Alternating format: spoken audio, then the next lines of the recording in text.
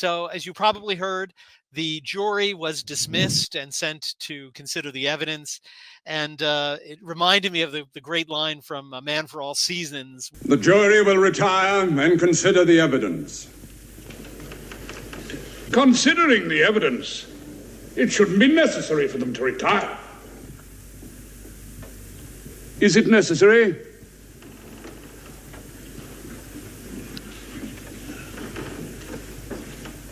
In other words, they don't need to consider anything. This is a rigged trial. And the jury all look at each other and stand up and say, yes, guilty as charged.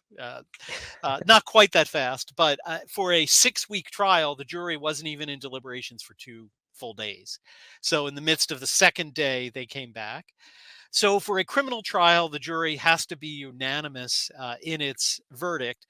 And I have to admit, I was surprised by this outcome. I thought there'd be at least one sane person on that jury that would say, like, this is absurd, and would refuse to go along. But obviously not. They pretty much reached agreement fairly quickly. What does this mean? Again, let's talk about what this crazy trial was about. In 2017, there's this woman, rather seedy character, who's a porn star, who accused Trump of engaging in salacious activity with her. I don't know what happened. He denies it. He says he never did this. But as you know, being a famous person, people make accusations all the time, true or not. His lawyer at the time, Michael Cohen, reached an agreement with her to not discuss this anymore, to be silent about it. And he paid her about $130,000. Then he submitted those receipts to the Trump organization to be reimbursed for it. The accountant there, I don't know her name, Trump referred to her as a woman. He said she. And again, he's not hanging her out to dry. He said she's not her. She didn't do anything wrong. She recorded it in the records as legal expense. They were paying this lawyer, they thought, legal expense. And that was it. This was looked at after he was in the election, after he was elected by a federal court in New York, Southern District of New York, by the Federal Elections Commission, on the theory that was this payment made by Michael Cohen as a campaign contribution. So was he saying, I'll help your campaign by paying this woman off with my own money? Now, might be something to that if it was really his own money, but what it appears is he advanced the money and then was reimbursed by the Trump organization. So he didn't no money out of his pocket. But they looked at it to say, because there are limits in terms of campaign contributions. So they looked at it to say, well, was this against federal election law because he was spending more to help out the campaign? All of them said, no case here. It's not. It was not a federal election violation. Even the district attorney who brought this case, Alvin Bragg, at the time said there's no prosecution to be brought here. Then, within a few months of Trump basically announcing he was running for president, starting his campaign, all of a sudden, this guy Bragg changes his mind and says, no, this is a misdemeanor of falsifying business records by claiming that these were legal expenses. Again, they were payments to a lawyer who advanced funds on behalf of their client. It's not like they recorded them as like food and beverage expense, right? I mean, they were part of a legal expense. Maybe they should have been recorded as payment for a non-disclosure agreement. To be clear, there is nothing illegal about paying someone to not disclose information. People do that all the time in the legal system, to keep business secrets, to keep technology secret for lots of reasons, but it's perfectly permissible and legal to pay someone to not disclose or not say anything. The problem they had with that charge of falsifying business records is there's a statute of limitations that was up a couple of years ago. Now, statute of limitations says for certain crime, if you're going to bring charges, you have to bring them with a certain number of years of the event. That's long past. There's an exception to that where if the crime that has run on the statute of limitations was in furtherance of committing another crime, then you can still bring the charges. And that's why they brought in claiming that these payments to this guy, Michael Cohen, were disguised, quote unquote, or falsified as business records so as to hide them as a campaign contribution. That's the reason they had to bring that part of it. Otherwise, they were barred by the statute of limitations. So he was found guilty of 34 counts because each check that was written is considered a new crime. And they wrote, again, they broke up this into about $10,000 payments. There were a number of them. And the jury came back with a verdict that he was guilty of this falsifying business records in furtherance of another crime that's not even a state crime, and found him guilty. So that's the facts of what's going on. The judge then sets July 11th for sentencing to give sentence based on the verdict. President Trump has announced this morning at 11 a.m., and his lawyers have said they will be appealing this on multiple grounds. Now, we were not allowed, there were no cameras in the courtroom, so we can only rely on what people report happened there. But from my perspective, there are multiple grounds on which to appeal. And again, the appeal is there was something unfair about the trial. So President Trump held a press conference this morning. He went through some of those. Number one, the venue, the place where they had this trial was where he was biased. Very typical in criminal cases. If it's in an area where you think people will have a prejudice against the perpetrator, often if it's in a place where the crime and a violent crime is committed because people knew the victim, they have to move it away. Trump's lawyer said, we think there are people biased against President Trump here. Given the voting for him in 2016, 2020 in Manhattan, they got a pretty good argument. Judge wouldn't hear it. They then brought up arguments that the judge himself was conflicted. He wouldn't recuse himself. During the trial, there were reports first that the defense tried to present evidence to explain this and to excuse that this is not a show why it's not a crime. The judge wouldn't allow their experts to testify. So again, a ground for overturning the trial, saying it was a mistrial, is the defendant was not allowed to present relevant evidence. On the other hand, the prosecution was allowed to bring in what is called prejudicial evidence, evidence not related to the crime, but that will just make the defendant look bad. So they let this porn star testify, making her claims about what Donald Trump supposedly did with her, which again, I don't know whether they happened or not. Maybe they did, maybe they didn't, but they're not really relevant to the payments and whether they're business records and how they're accounted for. But all they were is to just tell her salacious story about these sexual interludes that she claims he was involved in, which are really just totally prejudicial. They don't go to the elements of the crime, which are misappropriating the payments in one category of a business accounting place or another, and really were just prejudicial. And they just let her go on and on and on over objection. Again, a lot of Trump's witnesses, the judges wouldn't let them answer any questions, said you can't testify. So as an objective stand, I think he's got multiple grounds for this was a circus trial. I mean, it was a banana republic trial of just not following the rule of law, barring evidence, letting in prejudicial evidence in a prejudiced venue by a clearly prejudiced judge. I think any appellate judge who's willing to be honest would say this was a mistrial, and declare a mistrial doesn't mean he's declared innocent. It just says they'd have to start the whole trial over again if they wanted. The issue will now come up. Typically, the sentencing goes forward and you start serving your sentence while the appeal progresses, because the appeal could take a year or so or more. Although it is possible for the judge to say, well, we're just going to stay the punishment while the pending appeal. Who knows what this judge will do? I'll make no predictions about this judge. So many people are asking, okay, what could Trump face? Technically, as a Class E felony, he could face jail time, long jail time. However, I would say for a crime like this, and remember, even if he were guilty of this, this is a, quote, victimless crime, right? No person was hurt by this. They didn't hide the payments. They didn't say we didn't pay them. They just listed them as legal fees or legal expense rather than something else. And those kinds of, quote, crimes would typically receive something like probation or restricted. You just have to be in around your house, wear a monitoring bracelet, something like that. So this judge could do that, or he could put in a maximum. The maximum penalty would be multiple years for each one of these 34 counts, which could be, well, longer than Trump's expected life. I don't know what he'll do. I really don't know what he'll do.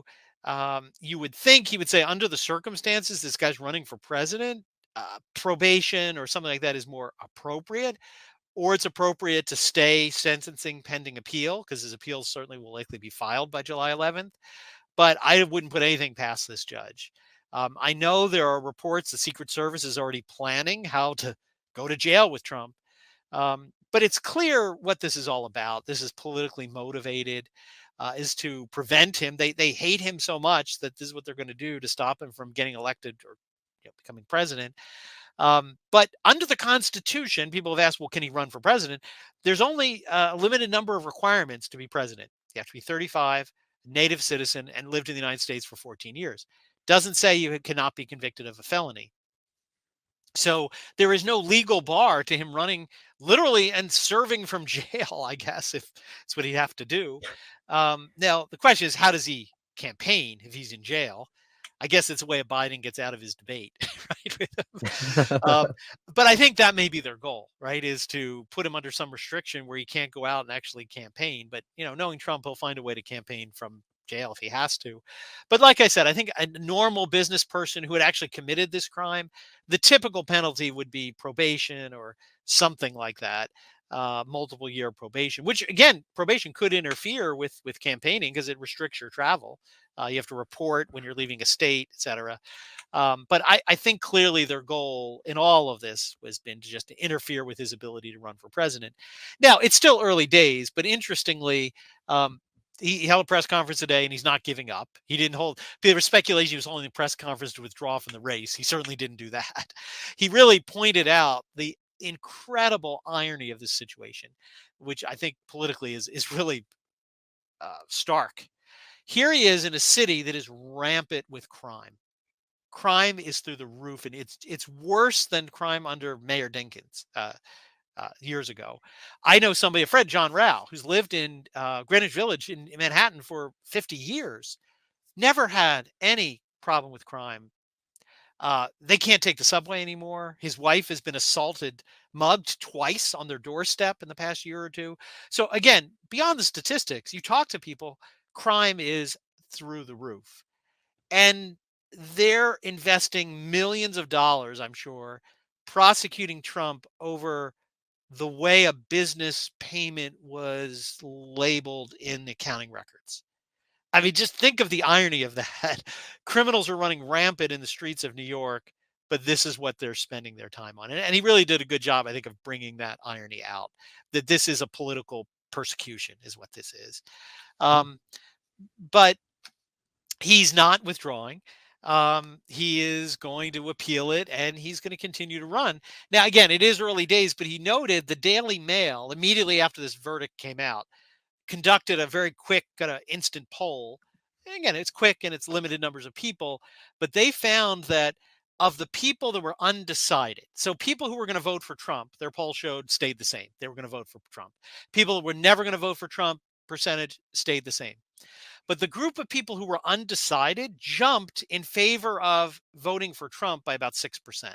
So he picked up not insignificant number, again, in a limited poll, number of people in favor of him. Again, that's extraordinary. I mean, when I was a kid in 1980s, if anybody were even accused of a crime, their political career was over. And it just goes to show how little respect the justice system and law enforcement has in this country now. I mean, people just don't take it seriously because of things like this.